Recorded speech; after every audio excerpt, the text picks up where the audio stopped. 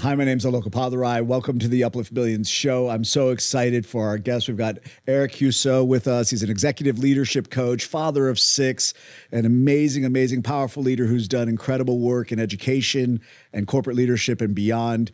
Erik, we are so excited to have you on the show. Oh, I'm really grateful to be here with you, Alok. Yeah, we're going to I told him beforehand, I said, we're going to create a conversation around leadership across a lot of different topics that hopefully plants a seed of possibility and transformation into the lives of other people.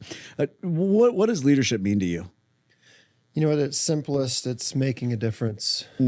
If there wasn't leadership, things would just be the status quo. But leadership is creating an intention to make a difference, serving, and then acting on that in creation.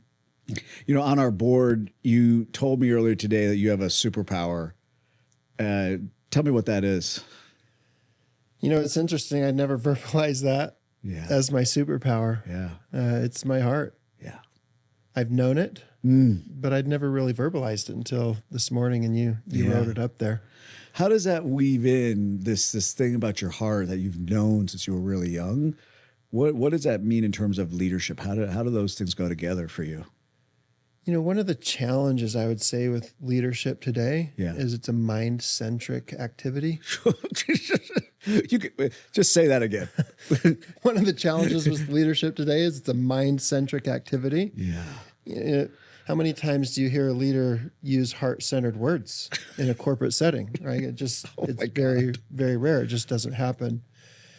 Yet when somebody shows up and leads with heart and leads with love, like, that's where transformation happens. Transformation happens in an organization, on individual lives, and teams collectively. It's like, you know, if you've experienced it, you've experienced it, right?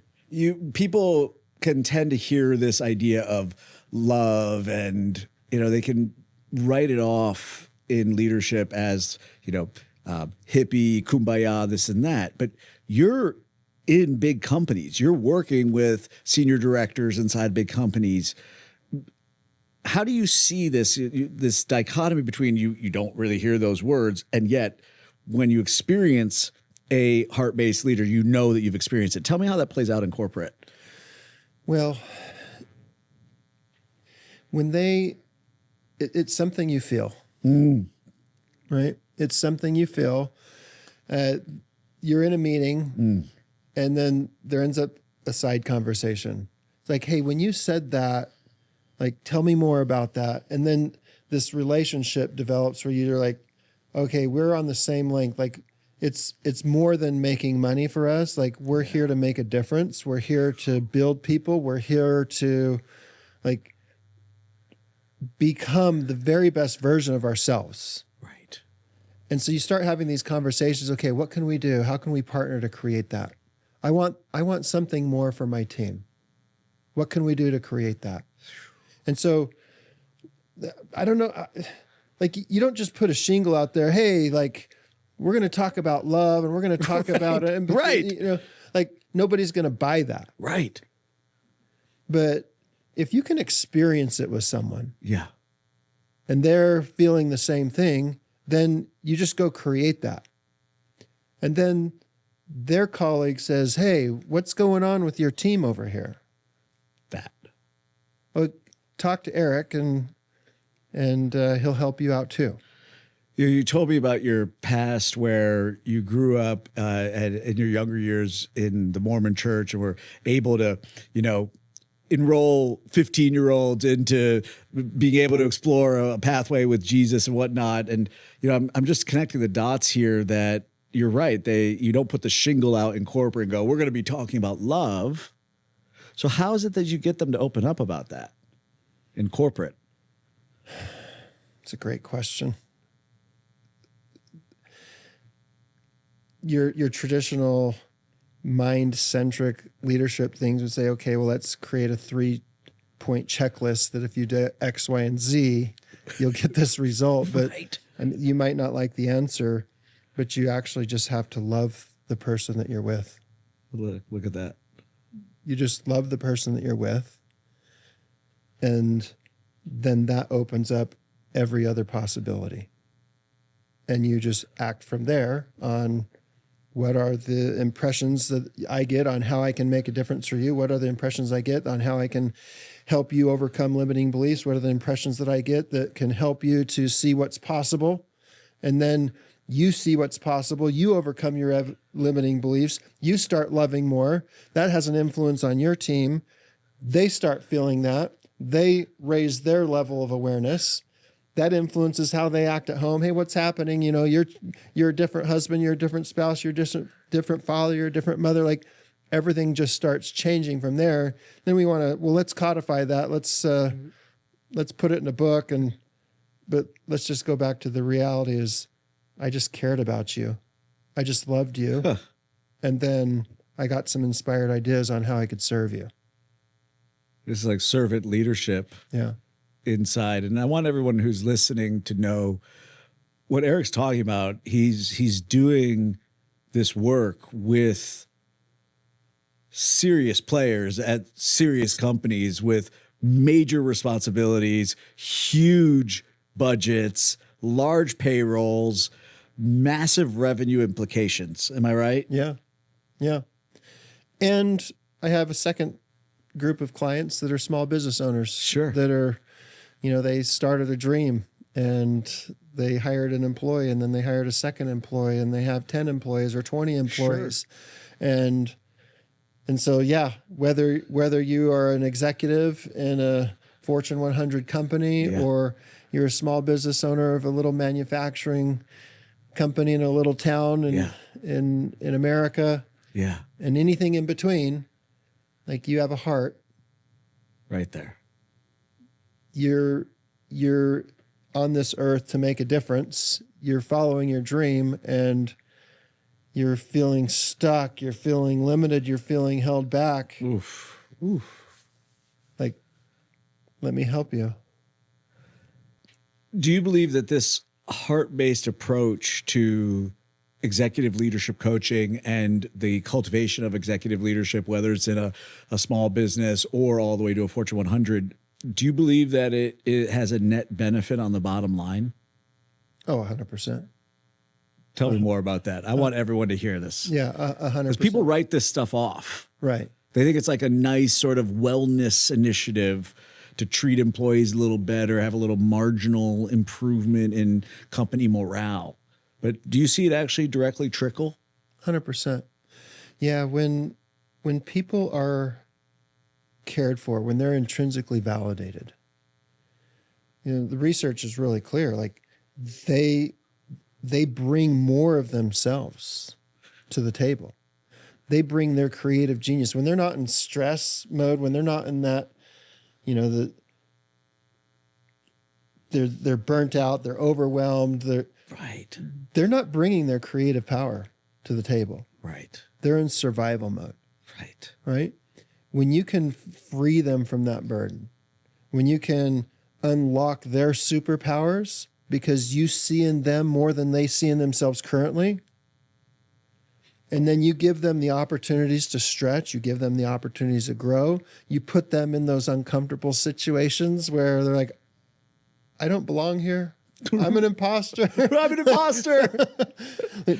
And then you provide them the support and the encouragement and the leadership and the development and the mentoring, and they succeed. And then they're willing to take on the next one and the next one and the next one.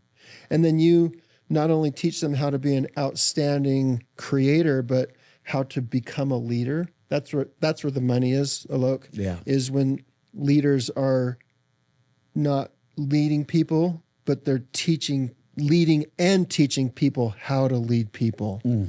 That's where the money hits. Okay. That's the jackpot. When you help that person see that, yes, you can do that and you can also do that for other people. Boom. That's the jackpot. I really want people to hear this because, you know, the last gazillion years of human history, it's what I've called extractionary capitalism.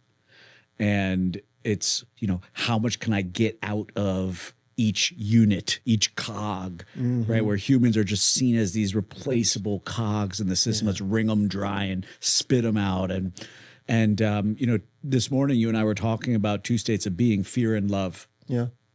And I would argue that the last gazillion years in business has been a fear-driven model, right? Which makes people stressed and they've thought this is how you get the most out of people. What I'm really hearing is that you're saying there's a whole other way. Yeah. A whole other way. And 2025 for a lot of people has been challenging. Sure. And there's a lot of people that are afraid of 2026. Yes. And that really doesn't align with me. Yeah. Because that kind of thinking creates. And what aligns for me is 2026 is going to be the best year of your life. Boom. 2026 is the year of abundance. Boom. And the only way for that to happen is for you not to operate from a position of fear. For you to operate from a position of love. For you to operate from this position of abundance. For you to feel it, for you to be it, and then for you to create that. For you and for everyone in your circle of influence. You mentioned that we create it. Yeah. And I think you and I know what that means, but what do you mean when people speak it out loud? What are you sharing here? Our words carry power. Boom. Like we're really sloppy with what comes out of our mouths. Oh, preach. Right? We're used to telling stories. We're great storytellers. Yeah. And most of us in the stories that we tell, there's a governor on our stories. Huh. There's a limiting element to our stories. Yes. There's a self-protective element to our stories. Woo. And if we could wake up to that one thing and realize that, hey, everything out of my mouth creates, then we would change what comes out of our mouth. We would only let things come out of our mouth that build, serve, enhance, etc. I've certainly, no one really taught me that as a young person. And so I want everyone listening out there, I'm as guilty as the next person of being, I think, as you said, sloppy with my words. Yes. And what happens when you're working with an executive or a leader and they begin to be a little less sloppy with their words? Everything changes. Whew. Everything changes. Ooh. Yep. So that's something, that's one of the best parts of being a coach is you get to know someone, you start to notice their stories that they tell. Yeah. And then you just call them out on it. Yeah. Like, tell me how that story's working for you. Right. Oh. Right? Is that really true? Oh. Is that really true? Oh. And then when they're like, oh yeah, that I've been telling this freaking lie. That's it. My whole life. His whole life. Yeah, that's not true. Man. And when they wake up to that, like it literally is transformational. Literally transformational. They probably read 100 books on the subject. Right. And they know it intellectually. It's cognitively up here. Right. They probably I've given presentations on the stuff. I've stood on the stage and said, do X, Y, Z. This is the formula. 6 steps. But then when a coach says, is that really true? Really and you true. recognize that you've been telling a lie. You've been telling a limiting story. Right. Transformation. Yeah. I tell a different story and I create a different outcome. Woo. Say that sentence again. You tell a different story and then you create a different outcome. Yeah. I encourage everybody listening just to ask yourself right now, what is one lie that you're still telling? I mean, Erik's literally flagging this. You have the opportunity to identify some way in which you're lying to yourself. I'm just taking that in right now. That is, and you find corporate leaders, are they open to doing this work with you? Not at first. That's right. Let's not lie to ourselves. Not at first. Yeah. So, your typical corporate leader, they have been uber successful. Right. They have climbed the proverbial ladder. Right. They were the best students in school. They were the best salespeople. They have every bit of corporate success. Yes. And to admit that I'm telling a lie, like it's antithetical. It's like, how can I admit that I'm lying to myself when I have all this evidence of success that's brought me to this point, right? Talk about cognitive dissonance. Total Like cognitive dissonance. Whoa. Right? So if you can get them to a space where they're open to the possibility that there's something more. And life's a beautiful teacher, right?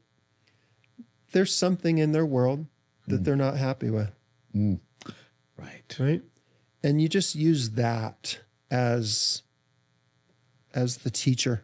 You don't have to fabricate some scenario. Like there's something in the world that they want more, that they feel is lacking, that they feel like it's not fulfilling. And just use that. And then that opens up to the possibility that, oh, maybe I don't have all the answers. Maybe the story that I've been telling isn't fully accurate. And when you then open up that door, it opens up every other possibility and every other relationship of their life and everything else that they're creating, both in their professional and their personal world. This might be a touchy question, but you told me I could go in various directions here. Yeah. Have you, in your journey, identified any way in which you were lying to yourself that, when identified, changed the entire trajectory of your own life? How too many to count alone. We're gonna run out of how much time we got to talk about all my limiting beliefs that I discovered and am working on. Yeah, that's right. I don't want to pretend like I've got it all figured out. Sure. I am neither. I am in the boat. I am in the creation. I hope that a year from now I look back on this podcast and say, man, if I would have known then I would have said this and this and this to Alok. Yeah. But yeah, as successful as I've been, I haven't fully believed in my power. Isn't that fascinating? As a leader. Isn't that fascinating? That lie. Yeah. Is that fascinating? Like I have experienced imposter syndrome over and over and over again. Like I don't belong in this space. What, who am I to be on this stage? Who am I to be in front of this person? As if this person's better than me because they have a certain title behind their name. Right. Right? Right. Isn't that amazing? And so uncovering those limiting stories has been a game changer. That's it. And I listened to that, and I've been with you now, and just listening to you talk about intrinsic validation, all these language patterns, because I listen for language patterns, and I go, and I felt like when I listen to you talk about bringing love into these spaces, I don't just hear you words. Like I hear a man who just like kind of just gets this as obvious. And I'm like, who is he to be talking about this? Like, he's the guy. Like, he actually is, like, you feel it, as you said. I don't just hear you. I feel you talking about this. So I'm like, he's got imposter syndrome about this, that, and the other. I'm like, but he's the guy. Right? Yeah. So I want everyone to just hear out there, it takes so much courage, particularly as men. I really want to honor you for that. I've chosen to live a life and be in what I call empowered vulnerability. So where I can say to people, hey, this is what's going on right now. But not because I need some empathy or for them to cry me a river, but that I want to give particularly other men permission to say, hey, we can, and I used to really struggle with this, but there's an idea of I teach from truth, not perfection. And I used to really struggle with that. Like if I have not perfected, right, and you and I have a conversation coming up about perfection later, yes. Right? So we'll put that as a little note for later. I used to struggle with, hey, if I'm not perfect at this thing, how could I coach anybody through it? How could I teach anybody? How could I be on stage in front of hundreds of people? And then that distinction came, which is teach from one's truth, not perfection. I love that. And that really resonates with me. And really in the last couple years, I've developed a new relationship with that distinction between truth and perfection. Like I grew up feeling like I needed to be perfect. Right. And if I wasn't perfect, even though I was 99% good, Jeez. I felt not good enough. What was the term you called yourself? What was it? The golden child. Right? There we go. There we go. Yeah. I'm gonna be loved if I'm. Is that right? Yeah. Talk a little. I actually want people to really hear about this because I think this is huge. I don't think it's talked nearly enough. Yeah. If you don't mind. Yeah. No. And nobody's meaning to make anyone feel inferior. Right. But there are certain ideas in certain cultures that accidentally diminish people, that accidentally make someone who's striving to be their very best, they're striving for that level of perfection, feeling unworthy, feeling less than, feeling like an imposter. Yeah. Right. And if you look back, let's take Jesus, for example, right? We have an idea of him being perfect. Right. And a lot of that idea then will make up stories in our mind. You're right. Like we don't read about these things. Sure. Right. But we'll make up stories in his mind like, oh, he never thought a bad thought. He never got right. Well, he had a mortal experience. So, he had mortal experiences. That's correct.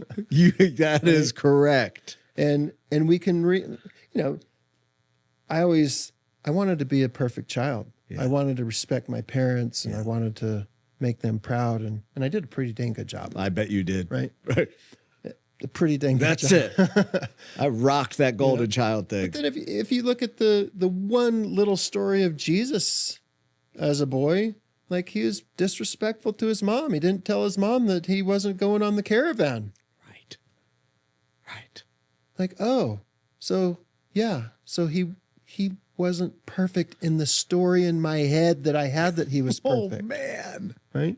Right. And so that then gives me grace that, oh, I can be me and I can lead from my truth and I don't have to be perfect. Right. So that's been a beautiful shift for me to lead from truth versus perfection. Huge. To steal your phrase. Yeah. And it's, the so many people I think believe that they've got to be perfect to get love.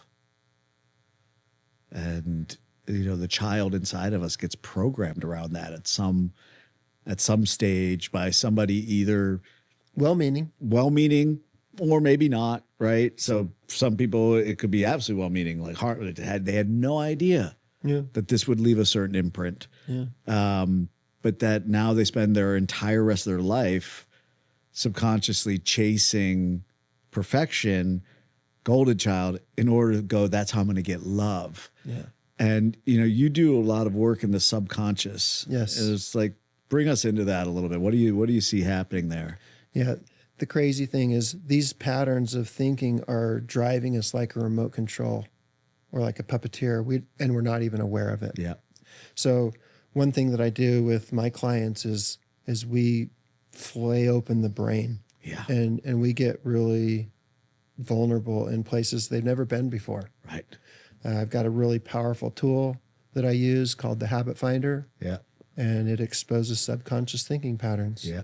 And in just a few minutes, we can discover why they have those drives for perfection, why they feel like they're never good enough, why they're feeling these pressures of obligation, why they're experiencing overwhelm, why they're hesitant to make a decision, and on and on and on, why they lack passion, why they feel depleted, why they feel drained, why they feel stuck.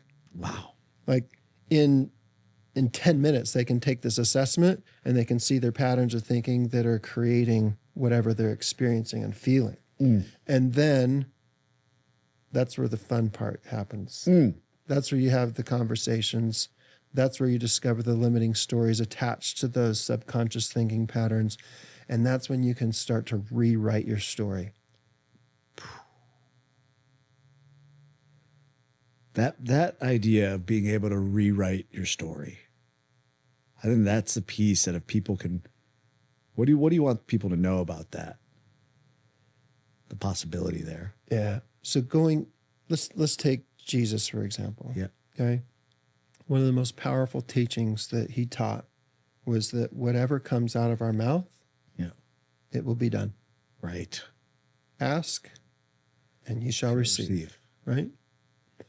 And that wasn't just a one-off thing that he said once that, well, what did he, like over and over and over, that principle is repeated in his teachings of ask and you shall receive. And so we want to, whatever words come out of our mouth, we want to be really aware, like, well, what will that create? Yeah. If I'm telling this story, what is the creation that's going to happen from that? Mm. And is that what I want? Mm. Is that what I really want? Mm. Or is that just perpetuating the old story? Or is it what somebody else thinks I should want or say? That right there. The conscious mind and the subconscious mind, right? Like, we can also think and say I want to go straight, but the subconscious mind can pull us off to the side. Is that right? 100%. 100%. How do people understand that? Like, I'm trying to go there. I know my goal is that way, but all of a sudden I'm finding myself detoured. That's the subconscious mind. Is that correct? Mm-hmm. So what we want to do is we want to get better at noticing. Want to get better at noticing, better awareness. Right? So that when that dissonance is happening, we can actually engage our prefrontal cortex and we can be like, okay, and not in the stress response where right. But we ground ourselves, we center ourselves. We got this magical thing called breathing that can literally change our body chemistry. Yeah. Literally change the pH of our blood. So we can engage our breath to get grounded, to get centered. Then we can think clearly and we can just play with this dissonance here. My mind's saying this, but I'm feeling this, or I have this subconscious drive to go this. Why? And in this situation, in this context, what is the outcome that I want to create? What do I want from this? And then I can make a decision and I can decide, I can be confident in that, that it will be the thing that I want to create. Is this something that people can do on their own, or is it much better done with someone guiding them? Well, it can be done on your own. Yep. Absolutely can be done on your own. Just takes longer on your own. Yeah. Right? Right. Absolutely, it can be done on your own. If you want it to take decades, then that's fine. But that's why we're here to get better and grow and learn, right? Yeah. So there's people all over the planet that are doing it on their own. If you want acceleration, if you want a second set of eyes, if you want a second set of ears that can pick up on things and call it out, that's what we call transformation. Boom. Right? Then you're going to need a coach. Yeah. You're going to need a mentor. I mean, you don't even have to hire a coach, but like at least pick a mentor. Right. At least pick somebody that can be honest with you and accelerate that growth. I call this, not I call it, but it's the idea of collapsing time. There are people that value time over money, and there are people that value money over time. And the money over time, people go slower. And and so it's when we begin to make these decisions, and we have that person that can start going, hey, let's go root around in that little thing right there. All of a sudden, you're collapsing time between you and a set of outcomes that you'd really like to experience. This work affects what areas of their life? Every. Right. Every. That's a mic drop. Every. Yeah. Yeah. Like, and here's the funny thing. Nobody's gonna hire an executive coach and pay the fee that I charge to be a better dad. Yeah. Like the ego is going to step in the way of that, you know, Right. and they're not going to do that to be a better husband or wife or mother, etc. Yeah, most of them won't. But the reality is this work impacts every element of your life. It impacts every relationship, personal, professional. It impacts what you create in the business place, in the boardroom, and in your family room. Like it literally influences every element of life. I might add the bedroom in there too. And the bedroom. Don't forget that. That's The bedroom will get a little. The bedroom for primal men like me, the bedroom will get a little spicier. But you know, I think that's the piece. You know, I talk about everything is everything, right? You begin to change one part of your life, you're going to start seeing the marriage change. You're going to start seeing the physical health change. You're going to start seeing all the kids start looking up at you as like a superhero. You know, you have 6 kids. Yeah. 6 kids. Amazing kids. It's 6 amazing kids. Like, yeah, I mean, I don't have a great question here. I have awe about that. Being able to lead. I have 1, and it's already like, you know, what have you learned? Just, I'd like to learn. What have you learned from having 6 children? Well, it's a lot easier when you got a great spouse. There we go. Right, and that I have. There we go.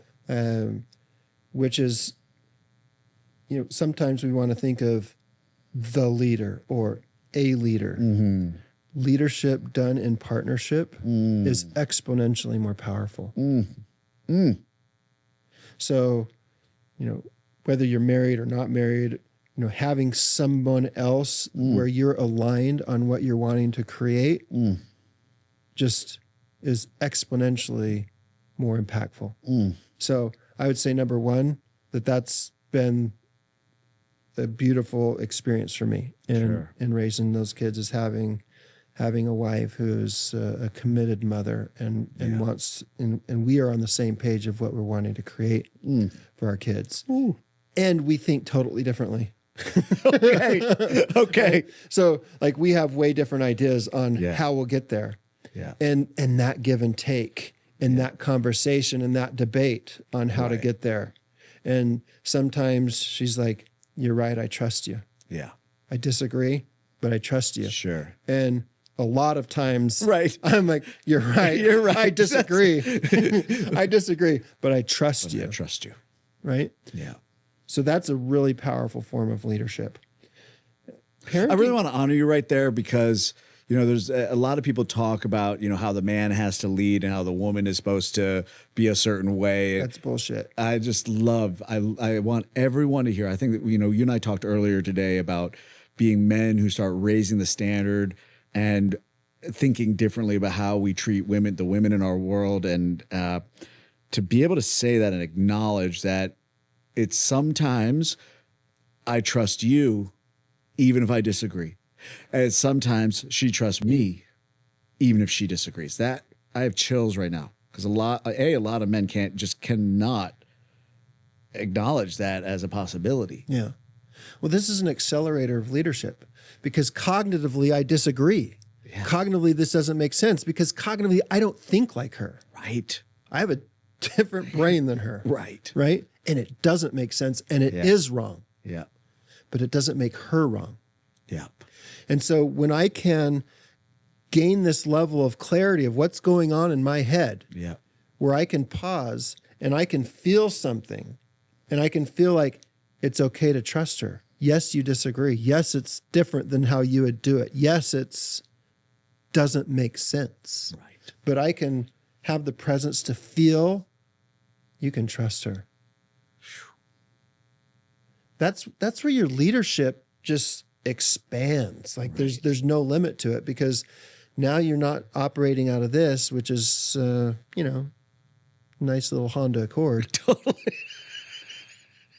And you can step into that sports car, right? That power, woo, and you can let it rip. Woo.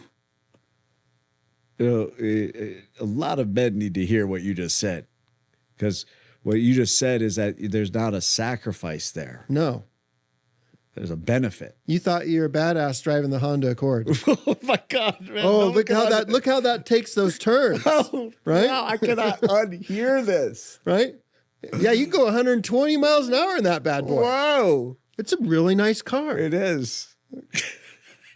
I'm never going to look at a Honda Accord the same again. Holy cow. You know, it's like a client of mine who is an operations specialist. She said one day, she said, "Alok, I help entrepreneurs with systems, and, they are like driving down the highway on a 21-speed mountain bike." This is Cassandra Quinn. If you watch this, I give you credit for this. She said they're going down the highway on their 21-speed mountain bike, going as fast as they can. She's like, I pull up in a Ferrari, driving alongside them, and I say, hey, we can go a lot faster in the Ferrari here. And they go, fantastic. And she says, all I need you to do is pull over on your mountain bike, stop, get off the mountain bike, and get in my Ferrari. And they're like, no, I can't change. Don't you see I'm on my mountain?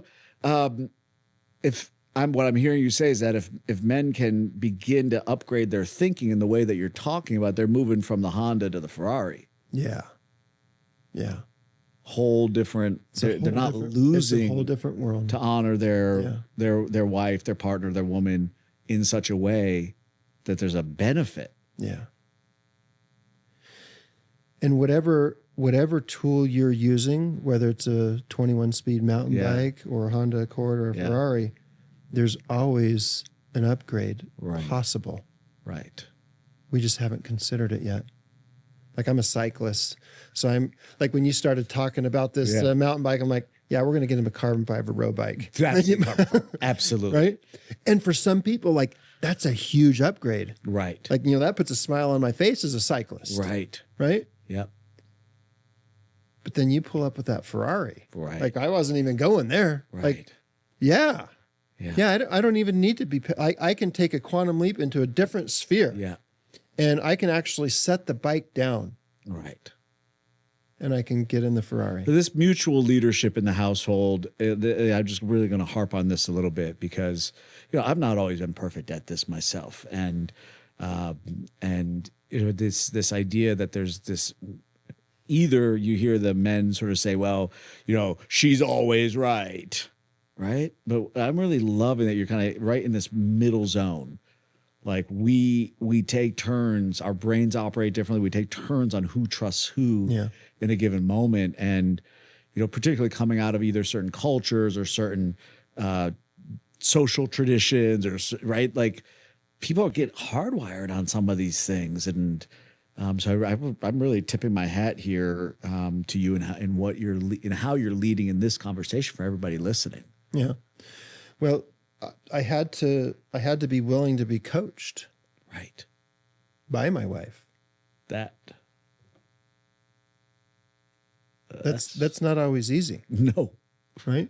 No. And she's been a powerful coach. Yeah. She's been a really powerful coach. She's been the best thing for my expansion and development and growth. Yeah. So and she's been open to my coaching. I bet. Right? That's the beautiful thing. That's what's made us a great team. Yeah. In raising those kids, because raising kids isn't easy. Right? Like it is the master class of leadership. Boom. As a former educator, it was so much easier to lead 30 teenagers in a classroom than the teenagers under my own roof. That right there.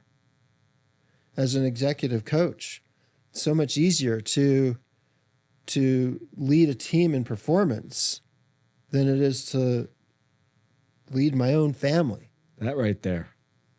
So, like, for me, like, under my own roof, that's the masterclass of leadership. That is, if everyone can hear that. I remember I was in India for a speaking engagement. I was speaking at a big conference there, and a man came up to me, and he and I knew each other through online, and we were very excited to see each other in person. He lives in London, I live in the United States, and we're meeting for the first time in Bombay or Mumbai. And we were thrilled, and I thought that we would start percolating on the work we're doing in the world, the projects that we're moving forward, what's each of our companies, respective companies doing. And I said to him, you know, tell me what's going on, you know, in your life. You know, I thought he would, you know, start Creating this. all these, you know, epic things, right? And I was quite actually excited to just catch whatever, draft off whatever energy he had moving at the time. And he looked at me and he said, you know, Loke, I'm going to be honest. None of it matters if what's going on in the four walls of my home isn't moving in the right direction. And then he went on to just be really real with me that he was having some real challenges at home. And, you know, I told you earlier that I'm going through some things in my own home life, and I want everyone to be able to hear this. It's like, it's not always roses. It's not always perfect. It's not always easy. The what's going on in the home is the masterclass. Yes. Woo. Woo. Who you are. It's like, I've been leading big movements for change and all this stuff. It's like mastering being in relationship. And my mentor, who, you know, lots of people have lots of opinions about him. You know, I remember he looked at me at one of our sessions. He said, "Look, I'm daily under construction. Daily under construction with learning how to be with my wife." Yeah. And I think that's to be able to acknowledge and say, that is where the masterclass is. Can you talk a little more about that? Yeah. Those closest to us hold up a mirror. Whoa. Right. And if we're asleep, then we'll be like, they need to change. It's their problem. If they would just, then I would be happy. Then, if they would just, then it would be better. Right. And if we can wake up to the fact that they're just a mirror. Yeah. They're just showing you an opportunity for growth, an opportunity for development. They're just showing you what matters to you. They're just showing you what's wrong in your own heart and in where you're out of alignment. And you can be in a space where you can receive that. Yeah. So every person that's closest to you, just see them as a mirror.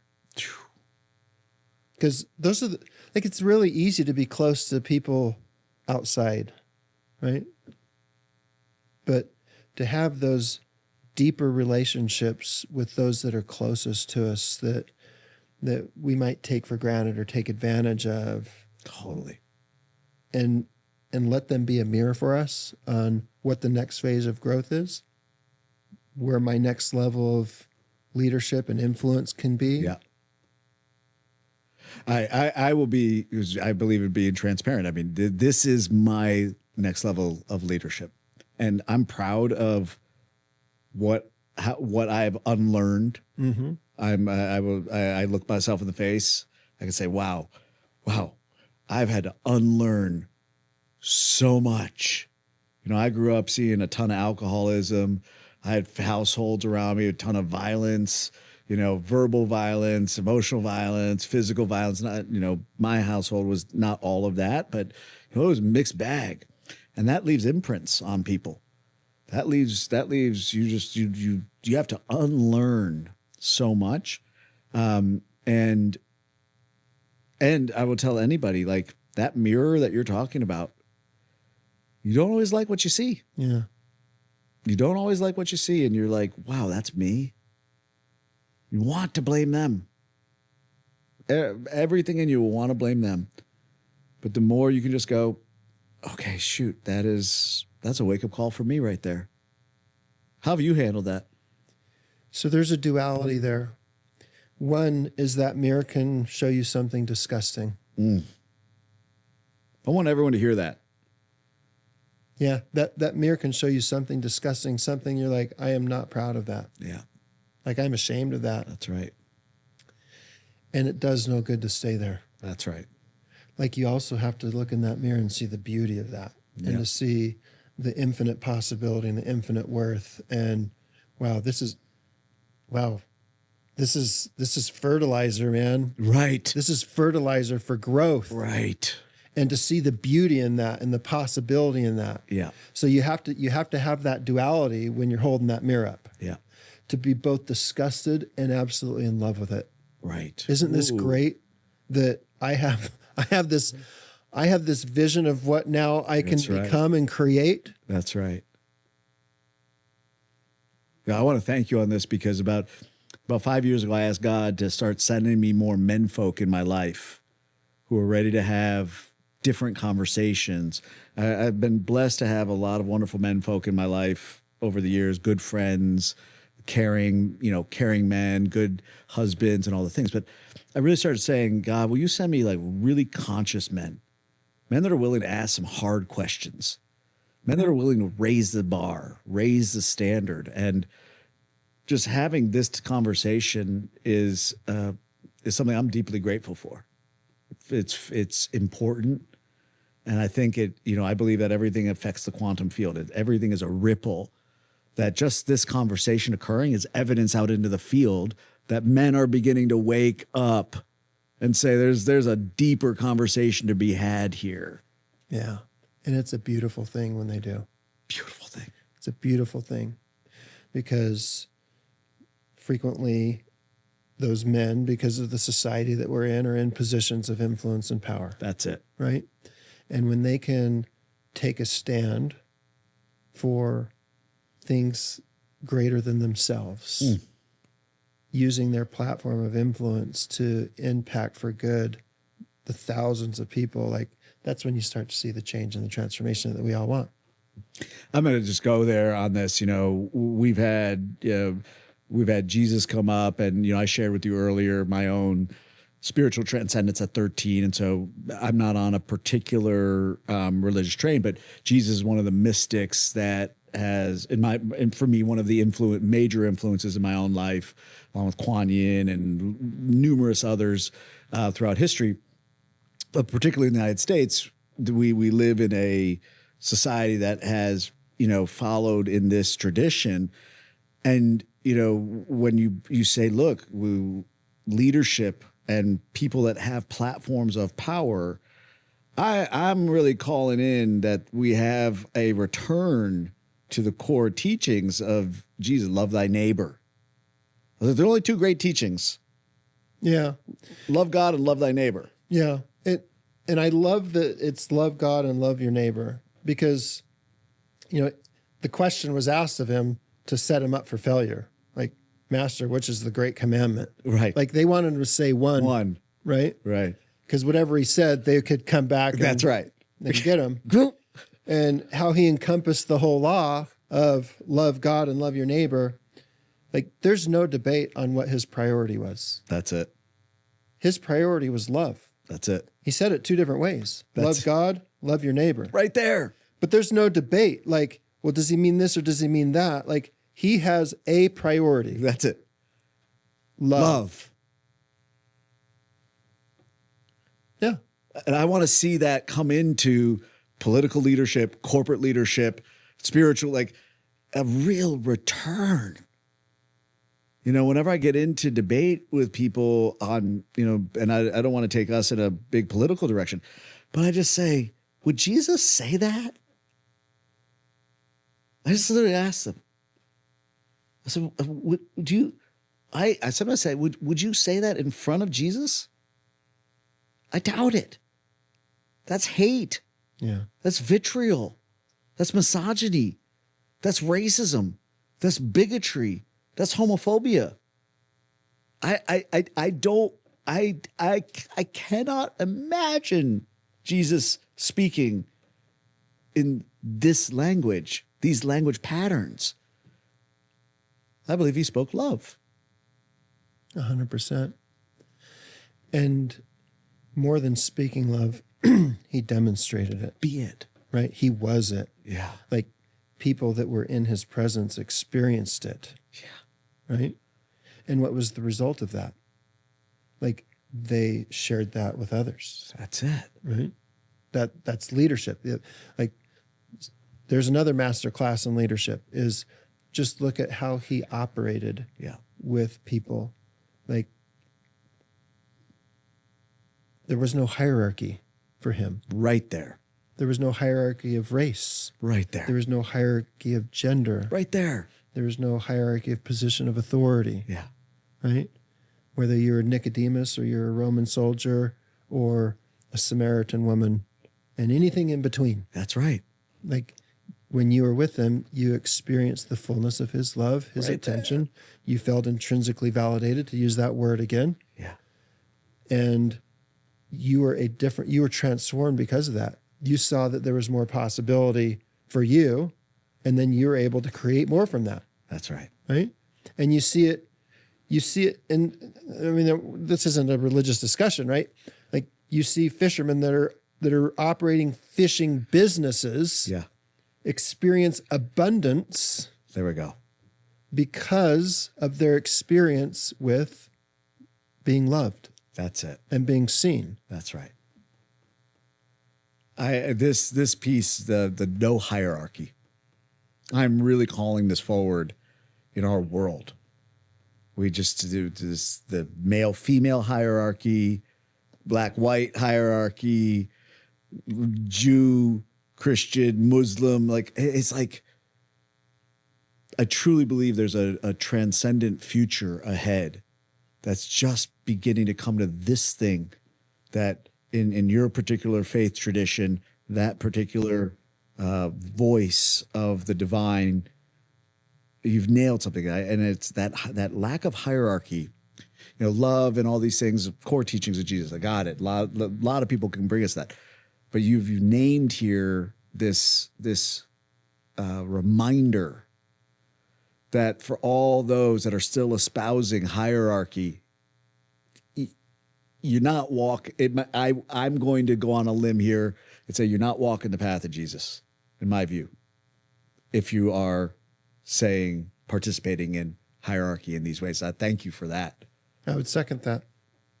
And that's one of the things that I actually love doing with the leaders that I work with. Yeah. Is building the next generation of leaders below them. Right. Right? Because that's one of the great challenges. It's one of their strengths, but it's actually their greatest weakness is they feel like they have to do it all. Right. Like they're the boss, they're the leader, they're the owner, they're the founder. Right. Like I'm the expert. Yeah. And they can't let go. Yeah. And that got them to where they're at, but it's not going to get them to where they want to go. Sure. Right? That's the very thing that got them there is the thing that has them stuck. Right. Right? So it's that proverb that right there, there, that raft that took you down the river is now the raft that you're trying to climb the hill with, and it's holding you back. Right. Okay. So to let go of that raft so you can climb the mountain. Right. And to do that, you have to build leaders and leadership below you. Right. So that's the thing that I love is empowering that leader to trust people. Right. To let go of the need to be needed, to the need to be at the top, and to empower multiple people, multiple emerging leaders, if you will. Sure. To embrace those leadership mindsets, to think like an owner, to act like an owner, to have accountability and engagement like an owner, and really kind of flatten that hierarchy out. You know, this is reminding me of Donald Miller's work. He has a book called Story Brand, and he talks about bringing the Joseph Campbell hero's journey into leadership. And from the primary protagonist standpoint, I completely got it, right? Which is that if I'm not the hero of my brand story, this is his core point. It's brilliant. He said the customer is the hero of your brand story. Okay, got it. That made perfect sense. But then he has a secondary layer to this, which is that your employees or your team members under you, you're not the hero in that story. You're the guide. Yeah. You're the Yoda. Yeah. The employees, the team members are the hero of their story within your company. Your job is to be their Yoda. Yes. Not the head honcho, right? Even though you might in the org chart of the company be a certain place in that org chart. That idea, almost more than the primary idea of Donald Miller's, really rocked me. Like, wow, my job is to be Yoda, the guide, and that they're all the Lukes. Yep. Huge. Yeah, that aligns for me. A lot of businesses, a lot of organizations will lean towards one or the other of the employee experience versus the customer experience. Right. Right. It's all about the customer. It's all about the Right. customer. And we're just going to grind our employees That's into it. the ground. Or it's all about the employee experience, and then the customer gets forgotten. They have a very poor customer experience. Right. When you can eliminate that either or and marry the employee experience and the customer experience, eliminate the hierarchy of customers are more important than employees, employees are more important than customers. No. They're all people. Whoa. Let's marry the customer experience and the employee experience. And let's make sure that our employees are having a phenomenal experience at work and they're delivering a phenomenal experience for our customers. Duh. Or you think. Yeah. But you're right. You're right. They've been picking one or the other. Yeah. It doesn't have to be either or. That's got to affect the bottom line in a good way. Yeah. You just changed your 2026. Yes, I bet. I bet. Yeah. Look which one you're putting more weight to. Yeah. Am I more concerned about the employee experience and less about the customer, or vice versa? Yeah. What if I eliminated that hierarchy? And what can I do to make sure that the employee experience and the customer experience are equally phenomenal? Phew. Never at the expense of the other. I'm going to let that land for everybody. I hope everybody was paying attention. Like, get your notebook out and make some new decisions in 2026 regarding that idea if you haven't already. And it sounds almost obvious, but I guarantee you'll notice where you've had a gap on one side or the other of that. You know, as we begin to close out our conversation here, if you were to leave the listener with your most transcendent message about leadership and what that means and how they could think about it, or what change, what would be that most transcendent message that you would want everybody in the whole world to have an understanding about? The thing that's coming to me right now is that leadership starts with you. Yeah. Like, make sure that you're leading your own life. Make sure that you know you're leading. Think of your life. Think of your team as your body, your mind, your spirit, your emotions. You know, think of all those as your team that you're leading, and take leadership of that. Take leadership of your thoughts. Take leadership of your emotions. Take leadership of your physical health. Take leadership of your spirituality, your connection with this earth, your connection with a higher power, if you believe in a higher power. Like, take leadership of that. Start there. Mic drop. And go from there. Mic drop. For anyone out there who's wanting to explore working with you or taking a next step with you in any way, shape, or form, how could they find you? Where, what could they do to take a next step? Next step, let's connect on LinkedIn. Great. LinkedIn is, I'm not a Facebook guy. I'm not an Instagram guy. I'm not a TikTok guy, but I'm not really a social media guy. Do you want to drop an email address? Yeah, you can. You don't have to.